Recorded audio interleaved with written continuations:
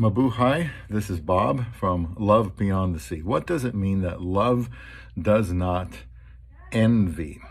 Here's another topic involving love from the website gotquestions.org. I have a YouTube playlist called Love, where I am storing these as well as some other videos. And learning how not to be envious is important, because that's going to make you a better lover of your wife or be able to increase your marriage stock for the future.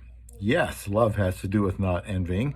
Please subscribe to Love Beyond the Sea for marriage talk, in my case, with a woman from another country after an online relationship. And since I know that a lot of other people are doing this or thinking about it, I'm making videos about the real McCoy, being married, not just getting to know Filipinas, but going all the way to marriage. Now, from this article, the Greek word translated envy means to burn with zeal. Literally, the sense is to be heated or to boil over with envy, hatred, or anger.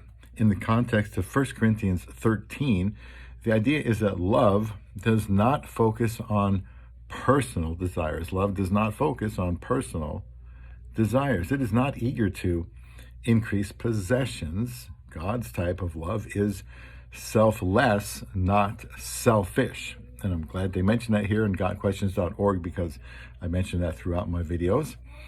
Envy is the opposite of God's command not to covet. Like Exodus 20, verse 17, Deuteronomy 5:21. Love is the fulfillment of the law, according to Romans 13:10. And again, just interjecting here, to be married, you need to know all about love and be an expert on love. And that's why we're making this series of videos, putting in the playlist called Love. The one who truly loves will be in conformity to the 10 commandments, and envy will be excluded. In contrast to God's command, as I try to outshout my mom and my mother upstairs, the Corinthian believers were ranking some spiritual gifts more important than others and envying those who had the best gifts. In chapter 12, Paul points out that the different gifts are meant to serve one another and build up the church. No one person has all the gifts, but each child of God has at least one, and love demands that each gift be used to serve others rather than self. Envy rots the bones, Proverbs 14:30. When we crave what someone else has, rather than being grateful for what God has given, we hurt ourselves. Instead of envying others, we are called to love them. And wrapping up here from gotquestions.org, true love, God's love, rejoices when others are blessed. There is no room for envy. Love does not seek to benefit itself, and it is content with what it has because its focus is on meeting the needs of the loved one.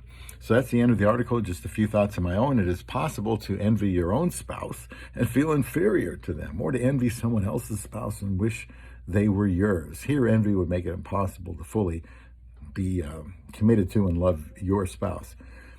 And I like how the article talks about the unselfish nature of true love, and I will keep talking about that here. People who don't envy are not intimidated by others' success, and do not want to be envied by others. In marriage, I must avoid envy to be the best husband I can be to my love beyond the sea.